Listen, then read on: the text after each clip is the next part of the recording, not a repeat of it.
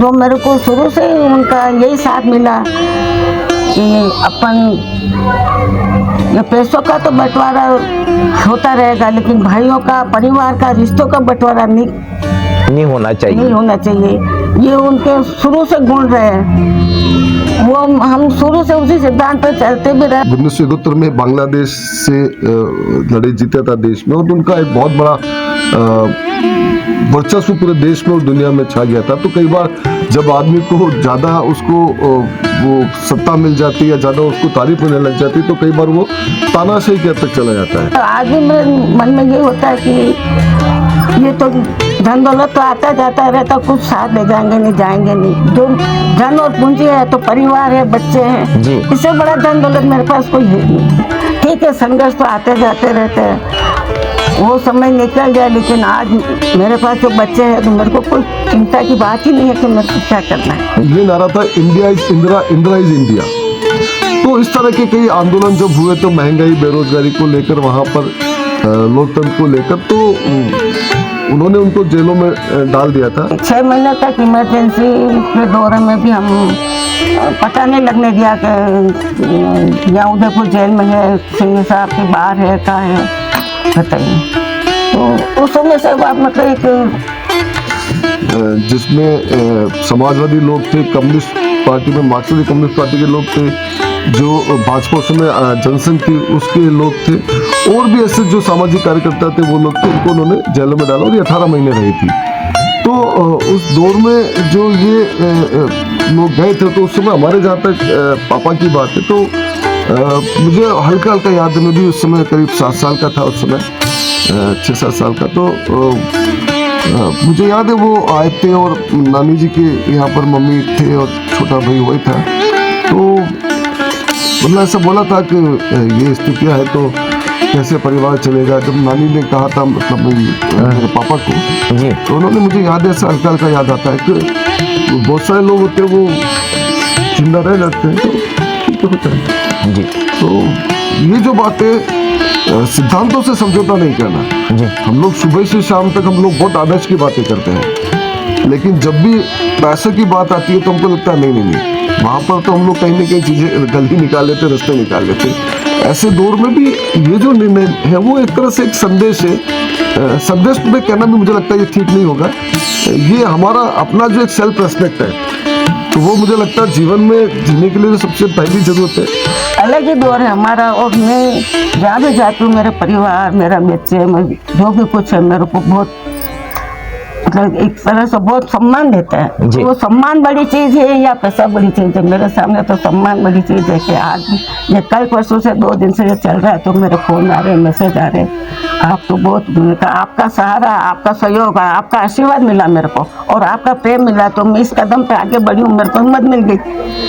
देश में इमरजेंसी के काल में बहुत कुछ बातें हुई थी, लेकिन कुछ बातें ऐसी भी हैं, कुछ किस्से ऐसे भी हैं जो हम आज भी किस्से के तौर पर याद करते हैं, और यदि हम उन बातों को दोहराते हैं तो आज भी यहाँ उनके परिवार में ज़रूर चर्चा होते हुए देखी जाती है। देखिए 1975 के करीब जब प्रधानमंत्री इंदिरा गांधी की रीति नीति को लेकर विरोध किया जा रहा था, तो इस दौरान जेलों में लोगों को डाल दिया गया था। मार्क्सवादी कम्युनिस्ट पार्टी के उदयपुर के जाने माने जनप्रतिनिधि BL सिंघवी जी को भी जेलों में डाला गया, हथकड़ियाँ पहना दी गई, और इस दौरान तमाम रीति नीति को लेकर संघर्ष किया जा रहा था, विरोध किया जा रहा था। BL सिंघवी जी के राजनीतिक कैरियर को लेकर जितनी बातें आज हम इस प्लेटफॉर्म पर जानने जा रहे हैं, उतनी ही बातें इमरजेंसी के काल की भी आज यहाँ पर एक बार फिर दोहराई जाएगी। किस तरह के घटनाक्रम रहे थे और उस घटनाक्रम को लेकर BL सिंघवी जी ने किस तरह का संघर्ष किया, जिन्हें अब हम लोकतंत्र सेनानी के नाम से जानते हैं, और इनके लिए कुछ सेवाएं भी डिसाइड की गई थी। इन सेवाओं को BL सिंघवी जी ने भी त्याग दिया था, यानी कि उन्हें जो पेंशन, वेतन भत्ते जो मिलने चाहिए थे वे तमाम त्याग दिए गए थे, उन्हें नहीं लिए गए थे। आज जब वे दुनिया में नहीं हैं तो उनकी धर्म पत्नी ने भी इसके एवज में मिलने वाली पेंशन को और चिकित्सा सेवाओं की राशि को त्याग दिया है। स्वर्गीय BL सिंघवी साहब के धर्मपत्नी मंजू सिंघवी से जुड़ते हैं, उन्हीं से जानते हैं किस्सा क्या है।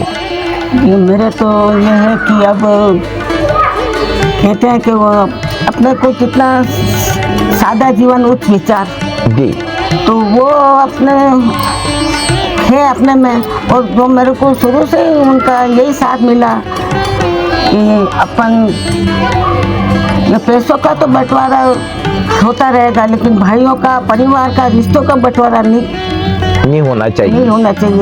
ये उनके शुरू से गुण रहे हैं, वो हम शुरू से उसी सिद्धांत पर चलते भी रहे। आज भी मेरे मन में ये होता है कि ये तो धन दौलत तो आता जाता रहता, कुछ साथ ले जाएंगे नहीं, जाएंगे नहीं। जो धन और पूंजी है तो परिवार है, बच्चे हैं, इससे बड़ा धन दौलत मेरे पास कोई है नहीं जी। तो मैं एक तरफ उसको रखूं और एक तरफ इसको रखूं, तो वो पलड़ा तो कहीं नहीं रहेगा। ये पलड़ा बहुत भारी है मेरे, तो बहुत इसका कोई तुलना कोई कर ही नहीं सकता। इस तरह से मेरे को आज भी लगता है कि क्या करना है, बच्चे हैं तो सबसे बड़ा धन है, तो उसको लेकर मैं कहाँ रखूंगी, बाकी तो कहने को तो बहुत बातें हैं कि 50 साल शादी का 3-4 साल बाद तो इन्होंने जो रास्ता अपनाया है उसी पर हम चलते भी रहे और मस्त भी रहे हैं। ठीक है, संघर्ष तो आते जाते रहते हैं, वो समय निकल गया, लेकिन आज मेरे पास जो बच्चे हैं तो मेरे को कोई चिंता की बात ही नहीं है कि मेरे को क्या करना है। जी कोई भाई नहीं है ना, बच्चे हैं तो मेरा कर लेंगे, मेरे को क्या फिक्र है। मैं तो चाहती नहीं कोई पैसा लेना, संभालने नहीं आता मेरे को। तो बाबूजी ने भी राशि नहीं ली थी, सरकार की राशि को मना कर दी उस समय। तो जब छोटे बच्चे थे जरूरत तो उस समय की थी, सन 75 से। तो मेरा छोटा वाला बेटा वो 25 दिन का था जी, और इमरजेंसी लग गई थी 25 और 26 जून को, और बेटा 31 मई को रुजू हुआ था। तो मैं 1 महीने की भी नहीं थी उस समय का दौर से। मैंने तो मतलब समझ लिया कि मतलब ये रास्ता अलग है, अलग भीड़ का है। अपन भीड़ में नहीं चलेंगे, पैदल चलेंगे, अकेले चलेंगे, लेकिन सही रास्ते पर चलेंगे। और उनको सिद्धांत भी यही रहता, क्या है कोई बात नहीं। 6 महीने तक इमरजेंसी के दौरे में भी हम पता नहीं लगने दिया कि यहाँ उदयपुर जेल में है, सिंघवी साहब की बाहर है, कहाँ है बताइए। तो उस समय से बात मतलब एक अलग ही दौर है हमारा। और मैं जहाँ भी जाती हूँ, मेरे परिवार, मेरा बच्चे, जो भी कुछ है, मेरे को बहुत मतलब एक तरह से बहुत सम्मान देता है। वो सम्मान बड़ी चीज़ है या पैसा बड़ी चीज़ है? मेरे सामने तो सम्मान बड़ी चीज़ है कि आज ये कई वर्षों से 2 दिन से जो चल रहा है, तो मेरे फोन आ रहे, मैसेज आ रहे, आप तो बहुत आपका सहारा, आपका सहयोग, आपका आशीर्वाद मिला मेरे को, और आपका प्रेम मिला, तो मैं इस कदम पे आगे बढ़ी हूँ, मेरे को हिम्मत मिल गई। और क्या चाहिए मेरे को जीवन जी। लेकिन एक तरफ तो पेंशन सरकार दे रही थी और दूसरी तरफ उनको वीडियो में डाला था, वो किस्सा भी तो आप दर्शकों को बता दो। नहीं, वो देखो, वो दो तो उनको तो राजनीति में उतार चढ़ा तो सब जगह आते ही है जी। तो ये ऐसी राजनीति है, या झूठ चलता नहीं है, और झूठ चलने वाला 5 साल में, 2 साल में आज MLA, कल MP, कल पता नहीं कौन से नेता बन जाते हैं। तो ये वो नेता, ये वो संघर्ष नहीं है जी, ये वो पार्टी नहीं है कि आज भाषण देने गया बाहर में, कल नेता बन गए, MLA बन गए, MP बन गए, 5-10 करोड़ हो गए, 10-20 करोड़ लाख कमा लिए। वो चीज़ें हमारे दिमाग में नहीं रही, और नहीं कर रही, नहीं हमारे चाहते तो वो खूब कर सकते थे इस समय के दौर में। उस समय का दौर तो बहुत भारी था ना, संघर्ष का दौर था, चाहते तो कुछ कर सकते, लेकिन शुरू से इनके दिमाग में रहा, तो हमने भी वही देखा, तो हमने कहा हमको तो कुछ जरूरत ही नहीं, तो क्या करना है बच्चे। तो सिंघवी साहब यही कहते थे कि नहीं, हमको नहीं लेनी पेंशन। हाँ, सही बात है। और उनके अब जब क्या करना, तुमको क्या करना, बस हर समय बोलते, मैंने कहा क्या कर रहा हो सकता, क्या करना तुम। लोग तो राजनीति में एक भी वस्तु को छोड़ने के लिए तैयार नहीं होते हैं। तो इसमें हमारा फर्क क्या रहा? फर्क को आप तुलना करो, आप, मैं खुद नहीं कहना चाहती हूँ, लेकिन आप तुलना करिए तो ये पलड़ा भारी है या पलड़ा भारी है जी। तो मेरे को तो कुछ ऐसा होता ही नहीं कि भाई ऐसा ही सब कुछ है दुनिया में, ये चीज़ नहीं। मेरा तो मेरा परिवार है, रिश्ते है, अड़ोस पड़ोस से जहाँ कहीं भी जाती हूँ तो आज भी मतलब इतना मेरे को मान सम्मान मिलता है कि जी। वो बहुत बड़ी चीज़ है मेरे। इमरजेंसी के दौरान किस तरह से जेल गए थे, वो कैसा? इमरजेंसी का दौर तो अलग ही था क्या हुआ इमरजेंसी के टाइम में तो मैं पीरियड थी, मेरा छोटा बेटा हुआ था। ये दुकान पर कोर्ट और एक शॉप पर बैठे थे। 25 जून और 26 जून की रात को 12 बजे इमरजेंसी लगी थी मेरा था जी। 1975 की बात कर रहे हाँ, हैं। सन 75 बेटा 75 में जी। केवल 25 दिन का हुआ था, छोटा वाला बेटा है राकेश जी। मैं मेरा पीरियड ही थी उस समय। 26 को दिन को मेरे वहाँ आए मिलने के, मैं जा रहा हूँ। मैं कहाँ जा रहा हूँ, बस इमरजेंसी लगा, मैं पता नहीं मेरे को जल्द हो जाए ऐसे बोल के निकल गए थे घर से। तो मेरे फादर मेरे मदर ने कहा भाई आप जा रहे हो फिर बच्चों का भविष्य का क्या, ये तो दुनिया में सब है तो इसका इनका भी हो जाएगा, मेरे को कोई चिंता नहीं है। उनको मालूम थी कि उनको पीछे सपोर्ट है पीयर में उनका। तो वैसे राजनीति के बारे में समझौता नहीं करते थे, बाकी हर चीज़ का पहले समझौता कर लेते थे। लेकिन जहाँ कोई पार्टी की चीज़ आ जाती थी तो हमारे ससुराल ने भी इनका विरोध किया था, तू पार्टी छोड़ दे, तू पार्टी छोड़ दे। तो कम महीना कम तुम और मेरे को कहोगे तो कर लूँगा, लेकिन मैं पार्टी नहीं छोड़ूंगा। उसी समय तो चला तो था वो, लेकिन बाद में गया जिनको और तरह से उठा के लगा। तीसरा नंबर था उदयपुर में उनका भारत का, उस समय ले गए थे। फिर दुकान खुली थी, किसी को चाबी देकर, किसी को साइकिल थी उस समय दौर में तो साइकिल दी, मैं कहा मैं जा रहा हूँ। ठीक है, 2-4 दिन निकले, 5 दिन से निकले। हमने कहा भाई पता करे कहाँ है कहाँ है। उस समय इतना ये था मतलब इमरजेंसी का दौर पे आप 4 जने 2 जने बाहर खड़े रह के बोल के बात नहीं कर सकते।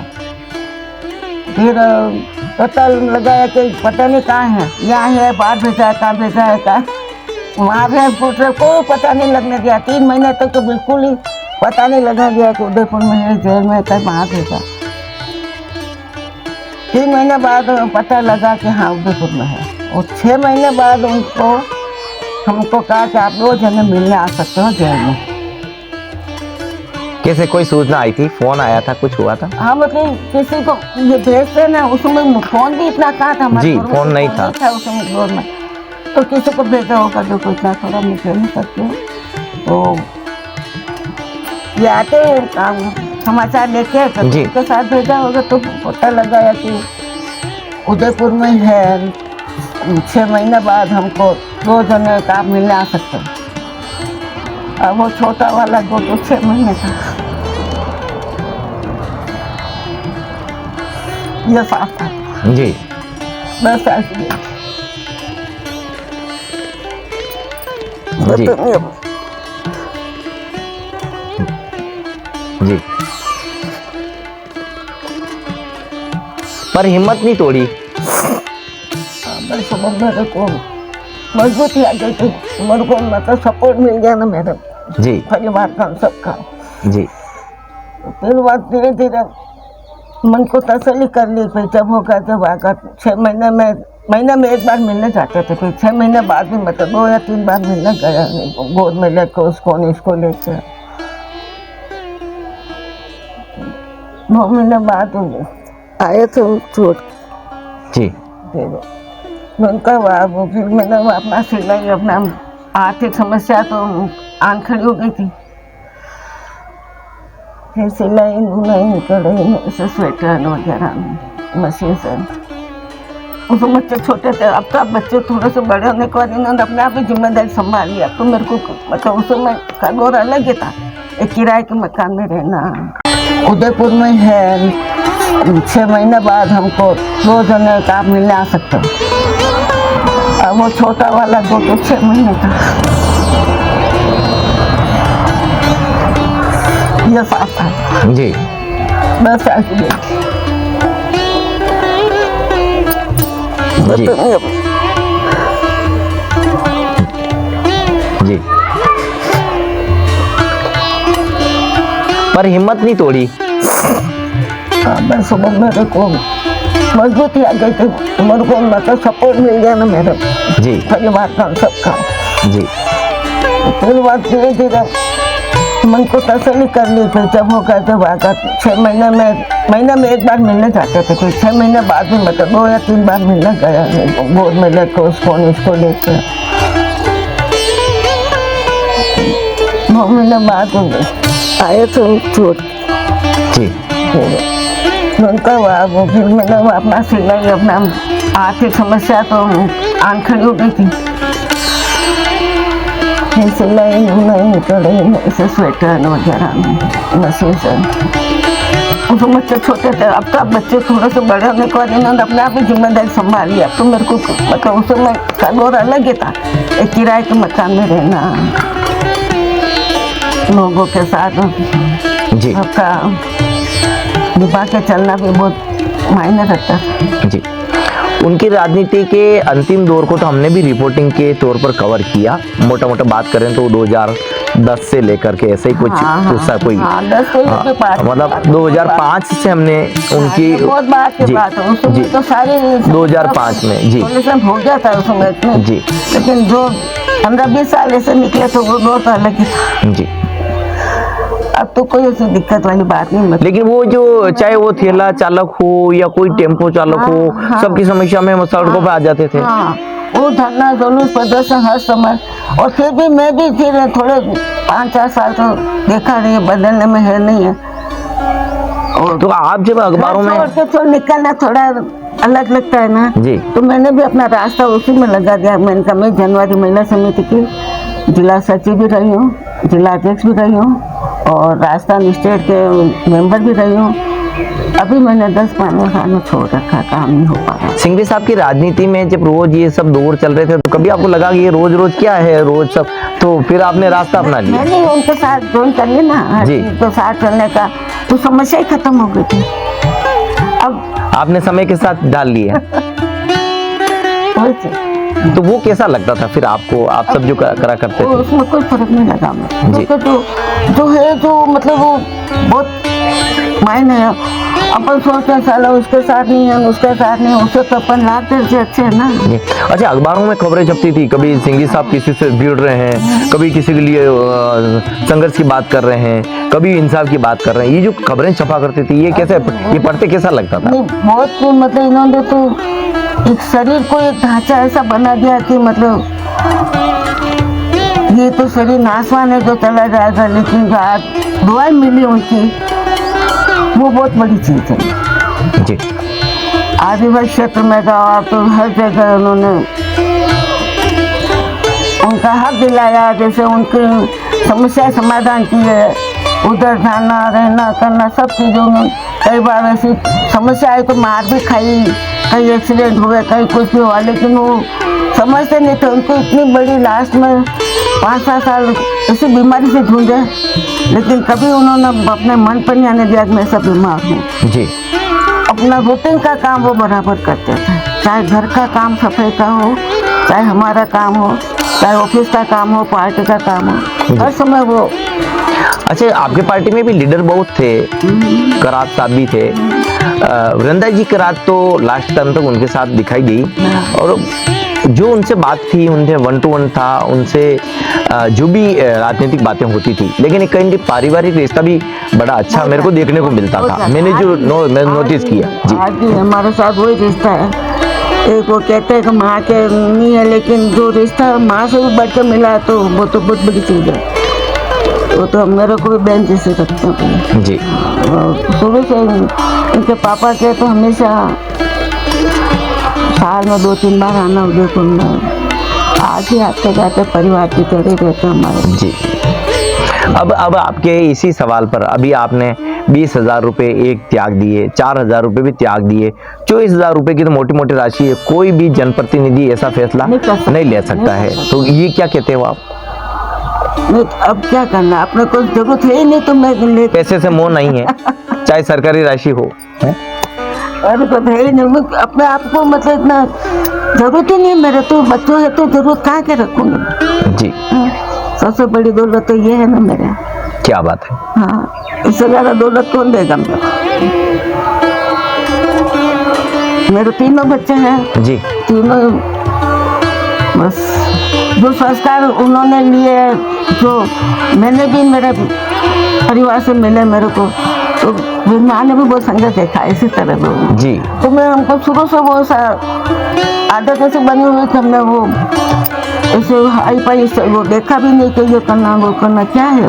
मैंने शुरू से मैं वो ऐसा परिवार में मिला तो ऐसा ज़्यादा वो लगने की लगती नहीं कि इतना ऊंचा जाना इतना ऊंचा करना, चाहे हवाई जहाज में बैठा है, चल रहे गाड़ी में चल रहे, पैदल चल रहे, स्कूटर में चल रहे, सब में चल रहे, चलना तो ये तो उसमें कोई बहुत बड़ी चीज़ नहीं है ये कि भाई सब पैसा ही लेकर धनवान बन जाएंगे, वो चीज़ नहीं है जी। धनी तो सब बनते हैं लेकिन दुनिया में जो प्रेम मिला वो नहीं मिल पाता कहीं, या तो पैसा मिला लो या प्रेम मिला लो, दो में से एक चीज़ मिलती है जी। अभी एक आपके पारिवारिक मेंबर और है, नाम क्या है अशोक जी के पिताजी का नाम भंवर जी सैनिक कहते हैं। हाँ सही हाँ भंवर जी बार आज उनको भी उनकी 8वीं पुण्यतिथि है और हम एक दिन पहले अशोक जी सर से मिले थे तो चर्चा जरूर हुई थी।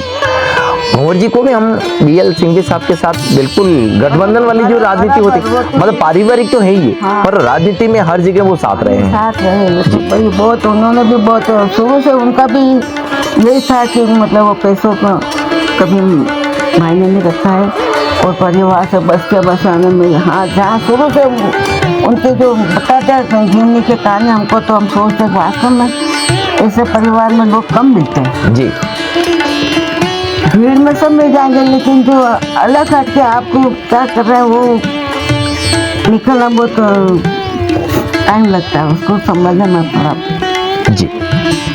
वो चीज़ें सामने आती है तो अब क्या तो आराम से रह रहे हैं ऐसे कोई बात नहीं है तो अब क्या करना पैसा जी मोह माया तो हमारे साधु संत होते तो वो भी मोह माया पैसा रखते नहीं, दूसरे साधु संतों के पास 1 लाख करोड़ों की संपत्ति है लेकिन हमारे साधु संत ऐसे है कि वो कुछ रखते ही नहीं सिवाय सफेद कपड़े पहने और अपना जहाँ मिल जाए ठिकाना वही रह गए, जहाँ मिल जाए ठिकाना वही चले गए। ये बात अलग है, उनके चेले सब करोड़पति। हाँ वो नहीं उनके मतलब जो दूसरे साधु संत है वो तो पंडा है वो पुजारी है वो तो करोड़ों की संपत्ति है। नहीं जैन साधुओं के भी चेले चाटी जितने भी वो सब करोड़पति तो भी लोग तो जनसंख्या कम है इनकी, सच्चाई पे रहता है उनकी जनसंख्या कम रहती है।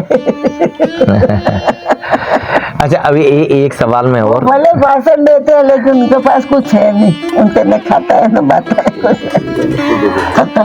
तपस्या तो की है दोनों। आपके इस स्टेप को आपने जो ये कदम उठाया आपकी राशि, क्या आप मानते हैं ऐसे दूसरे लोगों को भी इस तरह के प्रयास करने चाहिए ये सब, क्योंकि वैसे तो अमूमन कोई करता नहीं है। इसका उदाहरण तो मैं यही कहूँगी कि अगर 100 में से 5 को भी अगर इसका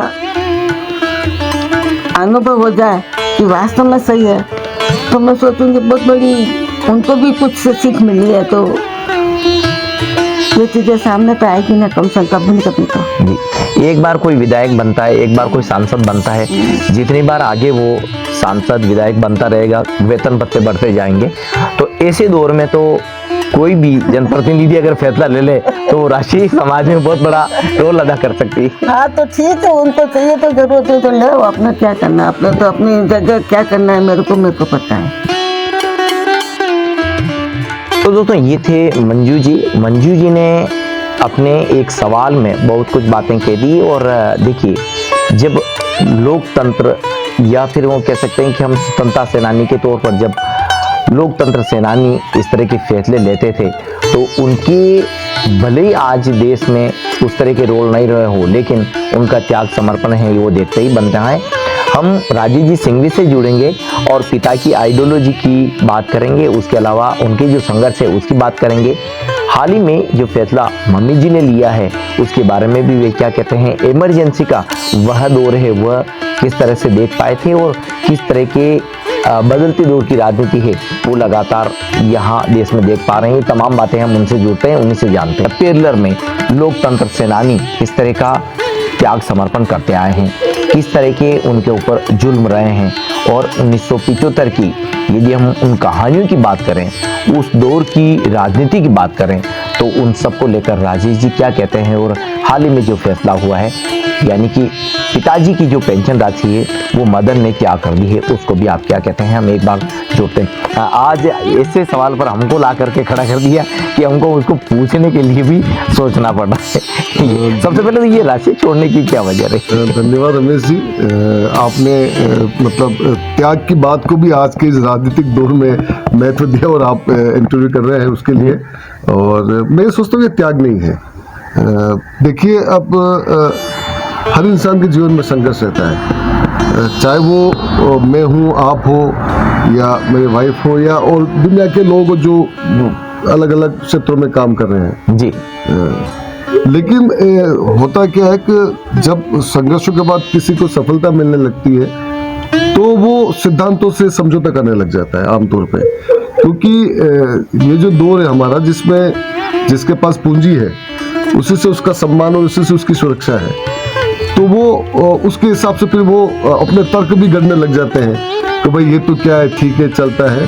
तो इस दौर में हम ये कह सकते हैं, और हम कम्युनिस्ट पार्टियों में ये मानते भी हैं कि कम्युनिस्ट जो होता है वो विशेष ढांचे में ढला हुआ इंसान होता है। मैं कम्युनिस्ट पार्टी का सदस्य हूँ, लेकिन मैं अपने आप को जब सोचता हूँ, देखता हूँ, तो यह महसूस होता है कि जो एक इंसान होना चाहिए कम्युनिस्ट होने के बाद, उसमें मुझ में हजार कमियां होगी, 1000 कमियां हैं जी।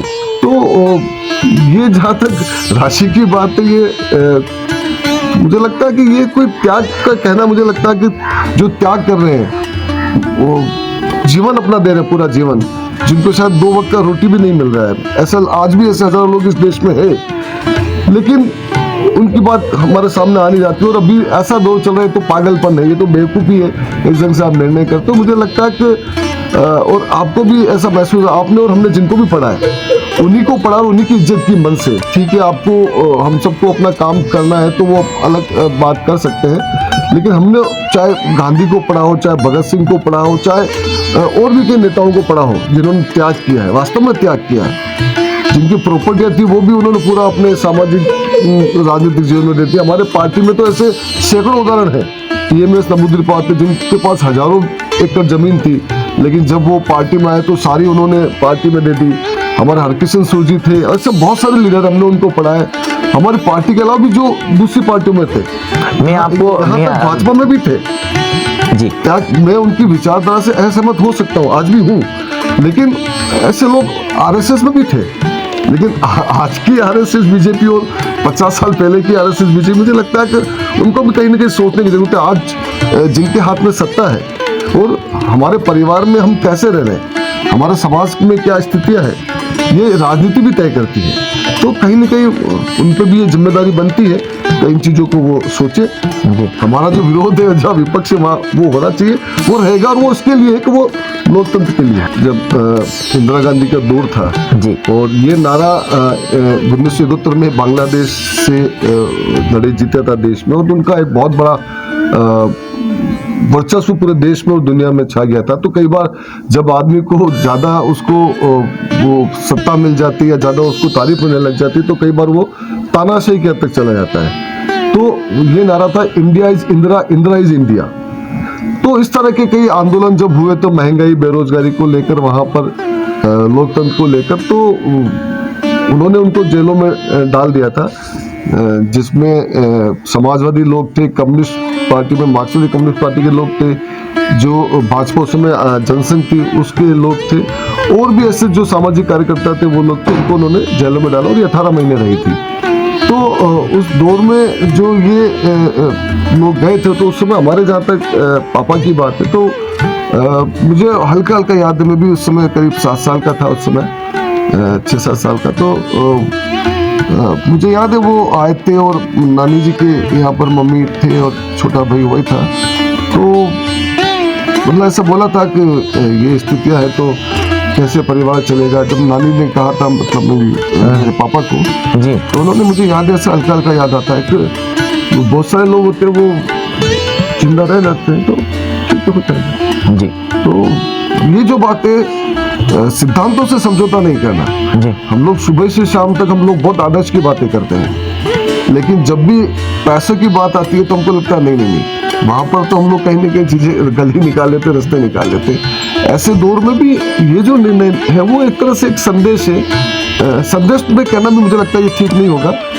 ये हमारा अपना जो सेल्फ रेस्पेक्ट है, तो वो मुझे लगता है जीवन में जीने के लिए जो सबसे पहली जरूरत है वो अपना सेल्फ रेस्पेक्ट है। मैं भी वकालत कर रहा हूँ, मैं भी जूझता हूँ रोज कि भाई मुझे अपना घर चलाने के लिए, परिवार चलाने के लिए पैसा चाहिए, लेकिन ठीक है जितना मुझे लगता है मेरे हाथ पे और दिमाग काम कर रहे हैं तब तक तो मुझे इस तरह के पैसे की जरूरत नहीं है। पापा ने जब ये राशि को छोड़ दिया होगा, इग्नोर कर दिया होगा कि नहीं मुझे नहीं चाहिए, उस दौरान आपने क्या सुना देखा? मतलब चाहते तो वो ले सकते थे। बहुत सामान्य लगता है ये तो, ये बात बहुत सामान्य है। हम लोग जो कम्युनिस्ट पार्टी में काम करते हैं वो हमारे जो संविधान है पार्टी का उसमें भी लिखा है कि इस तरह की जो भी पेंशन है वो आप नहीं लेंगे, जो आपने जनता के बीच में काम किया कोई लाभ नहीं लेंगे। तो उसमें करप्शन करने की बात तो दूर है।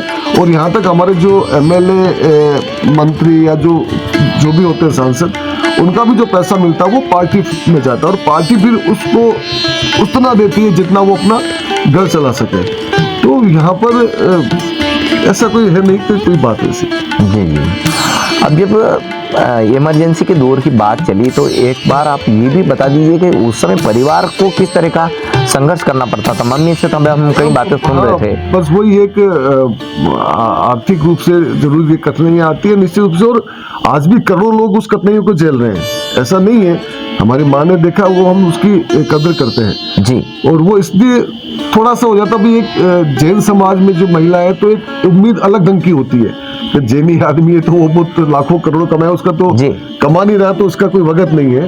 तो वो ज़्यादा उस दौर में ताने या इस तरह का संघर्ष देखने को मिलता था। लेकिन मेरा ये समझ है कि करोड़ों लोग संघर्ष उस समय भी लोग कर रहे थे अपने जीवन को चलाने के लिए, आज भी कर रहे हैं और आज ज़्यादा भयानक स्थितियों में कर रहे हैं। तो उस दौर में भी जो ये निर्णय लिया था उस समय माँ ने जो है वो सिलाई करना शुरू किया, स्वेटर बनना शुरू किया और ये पापड़ बनना शुरू किया। और एक बात में मतलब बताना चाहूँगा कि ये जब हम लोग 82-83 की बात है, क्योंकि शहर में घर चलाने के लिए जितना पैसा चाहिए था, मान लो उसमें 5,000 चाहिए था,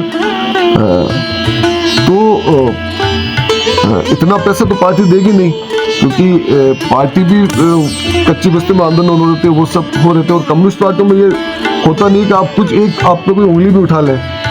तो उस समय कच्ची बस्ती आंदोलन में जो लीडर थे कम्युनिस्ट पार्टी के 4-5, जिसमें कॉमरेड भंवरजी बारबर थे, अयलराज जी थे जी, और भी 2-3 ऐसे लीडर थे, उसमें ये निर्णय लिया था कि हम लोग कच्ची बस्ती में कोई प्लॉट नहीं लेंगे। तो उस समय ये स्थिति आ गई थी भाई कि मैं जितना कमाती हूँ, माँ ने ये बोला कि भाई उससे परिवार चलाना बड़ा मुश्किल होता, तो किराया जो मकान का किराया देना तो बहुत मुश्किल होगा। तो वो जो पार्टी के लोग थे उनके सामने मतलब एक तरह से धरने पे बैठ गए कि भाई आप ये निर्णय ले कि भाई हमारे मासला मगरा में जो कच्ची बस्ती बन रही है वहाँ पर हमको एक प्लॉट की जगह के लिए स्वीकृति दिलाएं।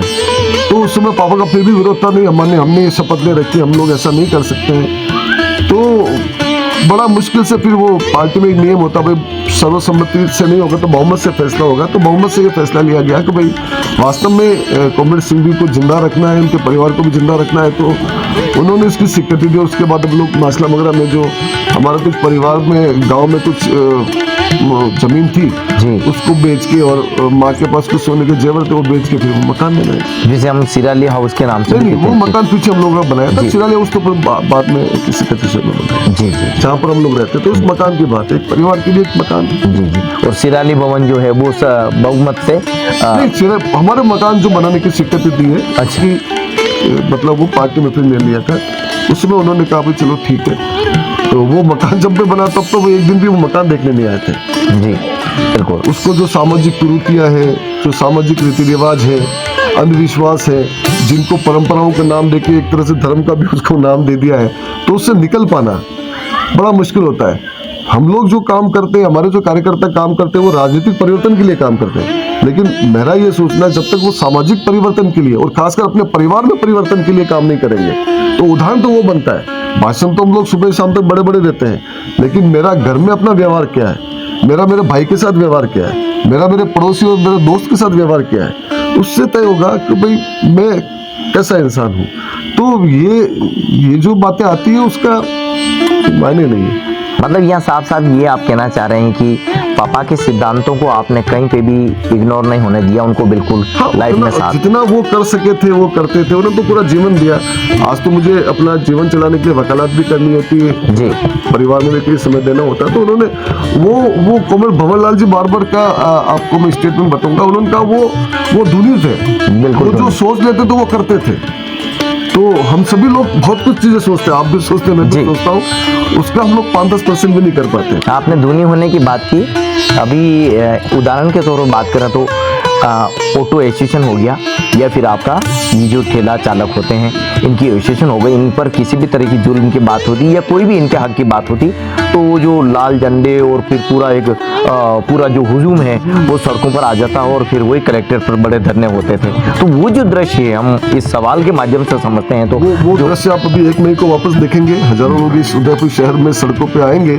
और एक बात और भी मैं कहना चाहता हूँ आपको, जो लोकतंत्र सेनानी के नाम से जो ये पेंशन दी जा रही है, मेरा तो सवाल है जो लेने चाह रहे हैं उनका सम्मान करता हूँ। उनके परिवार ने, उन्होंने अपने जीवन उनके संघर्ष रहे होंगे, उनके महत्वपूर्ण समय उन्होंने जेलों में बिताया है, लेकिन उनसे ये सवाल मन में पूछे, वो एक राजनीतिक पार्टी से बंदे होकर तो कह सकते हैं नहीं ठीक है, ये लोकतंत्र के लिए हम लोग लड़े थे, हम लोग या हमारे परिवार के लोग लड़े थे, लेकिन क्या वास्तव में लोकतंत्र है इस देश में? ये सवाल नहीं बनता है क्या? और जिस लोकतंत्र को बचाने के लिए आप पेंशन ले रहे हैं, तो मुझे लगता है ज्यादा जिम्मेदारी हम पर बन पड़ी है। तो जो लोकतंत्र को बचाने की बात है, आज किस तरह का माहौल चल रहा है विपक्षियों के खिलाफ या जो सामाजिक कार्यकर्ता के खिलाफ, ईडी सीबीआई इनको भेज दो, वो शुक्र है कि हमारे पास नहीं भेजी, क्योंकि उनको पता है ये कम्युनिस्ट लोग हैं, इनके पास कुछ मिलेगा नहीं। लेकिन जिस तरह का माहौल चल रहा है, डिक्टेटरशिप एक तरह से, आज जैसे इंदिरा गांधी का था इंदिरा इज इंदिरा, वैसे Modi is India is Modi. तो मुझे लगता है कि ये उस पार्टी को भी खत्म कर रहे हैं। अगर कम्युनिस्ट पार्टी में भी ऐसा किसी व्यक्ति को लेकर नारा लगेगा, तो मुझे लगता है कि वो विचार से दूर जाके गलत डायरेक्शन में जा रहे हैं। तो ये उनको भी सोचने की जरूरत है जो रहना चाह रहे हैं। और मुझे लगता है थोड़ा सा भी अगर लोकतंत्र लगता है कि वो बेहतर हमारा लोकतंत्र है यार, तो ले, मुझे लगता है मुझे उस लड़ाई को लड़ना है, तो मेरे परिवार का ये फैसला है कि हमको उसको स्वीकार नहीं करना है। जी, तो परिवार का फैसला है कि इस राशि को स्वीकार नहीं करना है, लेकिन लोकतंत्र को जिंदा रखने के लिए जिस तरह के स्टेप होने चाहिए, जिस तरह की विचारधारा होनी चाहिए, यही बातें आज हम इनके जरिए जान पा रहे हैं। मैडम का नाम क्या था? रीना। रीना जी पीछे बैठे हुए काफ़ी देर से राजीव जी की ये बातें सुना कर रहे थे। हम भी आज मिलने आए, हमको लगा कि इतनी बातें नहीं होनी चाहिए, लेकिन ज़्यादा हो गई। कैमरा जब स्टार्ट होता है तो कैमरे पर बातें नहीं होती। रीना जी से भी जुड़ जाते हैं, 1-2 सवाल ले ही लेते हैं। माइक आप उनको लगा दो थोड़ा, ठीक है।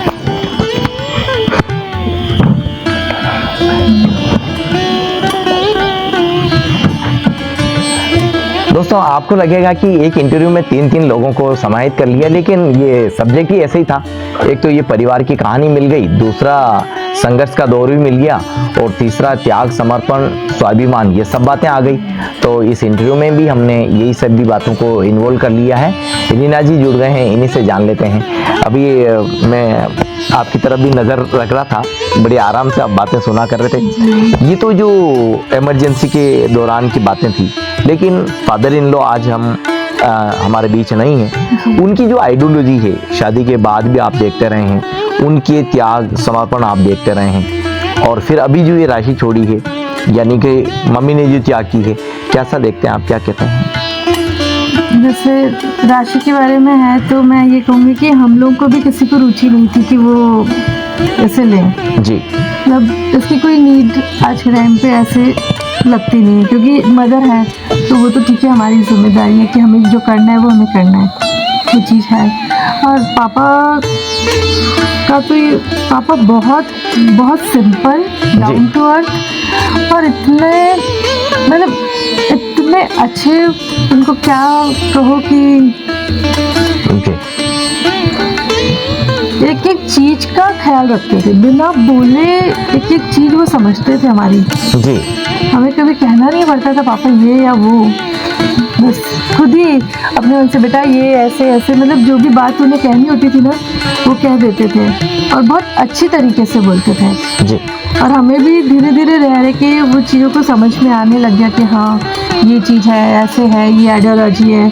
क्योंकि मैं जैसे दूसरी फैमिली से आई तो वहाँ पर इस तरह का कुछ था ही नहीं आइडियोलॉजी, तो यहाँ आके मुझे जी बट मुझे अच्छा लगा वो सब चीज़ें, मतलब इतनी साफ सुथरी बात कहना और किसी के भी मतलब किसी पर किसी तरह का कोई प्रेशर नहीं, ऐसा करना है बेटा, ये करना है, आपको पढ़ना है आगे। मैं क्योंकि मेरी शादी जल्दी हो गई थी और नहीं पढ़ मतलब पूरा करके नहीं आई थी, तो बोले कि बेटा पढ़ना है, यहाँ पे पढ़ोगे ऐसे काम नहीं चलेगा। जितना इंसान पढ़ता है उतना दिमाग खुलता है। जी आप पढ़ो, आपको करना है। जी और घर के काम का भी कभी प्रेशर नहीं रहता था कि भाई ये करना ही है, वो करना ही है, कुछ नहीं। आप बहुत इजी, बहुत सिंपल। जी। अच्छा, एक सवाल राजनीति से जुड़ा हुई या आज करना ठीक रहेगा।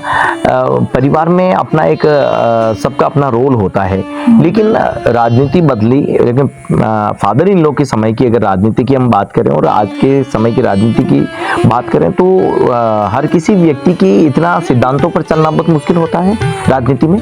बहुत मुश्किल होता है, बट पापा जी तो बिल्कुल जो सिद्धांत है वो है जी। उनका कभी सिद्धांतों के साथ समझौता कभी नहीं। जी। इनका भी कभी सिद्धांतों के साथ समझौता नहीं रहता है। जी। ये भी बिल्कुल अपने सिद्धांतों पे ही चलते हैं। जी। इब्राहिम में यूँ तो कई सारी क्वालिटी हैं, लेकिन एक क्वालिटी ये भी है कि हंसी के माध्यम से इंसान को सब कुछ समझा दिया जाए। और देखिए, इंटरव्यू में काफ़ी लंबी बातें हो चुकी है, लेकिन आज हम मंजू जी से जुड़े और उनके ज़रिए ये जो बातें हैं आप तक पहुंचाने की कोशिश की। बहुत कुछ बदलाव देखा जा रहा था, बहुत कुछ देश में तेजी से बदलाव हुआ और ये बातें हैं तमाम इस इंटरव्यू में दिखाई दी। लेकिन देखिए दोस्तों, फिर सवाल वही कि यदि कोई जनप्रतिनिधि हैं तो अपने राजनीतिक कैरियर में अपने वेतन भत्ते हैं वो बहुत मुश्किल त्याग कर पाते हैं। ये फैसला हर कोई नहीं लेते हैं और जो फैसला ले लेते हैं वह राशि समाज हित में ज़रूर कहीं कहीं काम आती है। और राजेश जी ने जैसा कि आप सभी से यही सवाल किया है कि लोकतांत्रिक देश की बात हो रही है, यानी कि जो लोकतंत्र सेनानी हैं उस तरह से उनकी राशि की बात हो रही थी। क्या देश में लोकतंत्र हकीकत में है, ये सवाल उठा है। इस इंटरव्यू को देखने के बाद आप क्या सोचते हैं? क्या राजेश जी के परिवार ने, क्या स्वर्गीय BL सिंह जी के परिवार में मंजू जी ने जो स्टेप उठाया है उसको आप उचित मानते हैं? राजनीति में क्या इस तरह से दूसरे लोगों को भी स्टेप लेना चाहिए? तमाम बातों को लेकर आप क्या सोचते हैं और इमरजेंसी के उस दौर की राजनीति को लेकर भी आप क्या कहते हैं? BL सिंह जी की आज इस दुनिया में नहीं होने के बाद भी उनकी आइडियोलॉजी की जो राजनीति है उसके लेकर आप क्या सोचते हैं? चैनल के कमेंट बॉक्स में तमाम बातों को लेकर रिएक्शन जरूर कीजिए। धन्यवाद। आज आपने सबने वक्त दिया। राजेश जी, रेना जी, बहुत बहुत धन्यवाद। आप देख रहे हैं राष्ट्र न्यूज़ चैनल।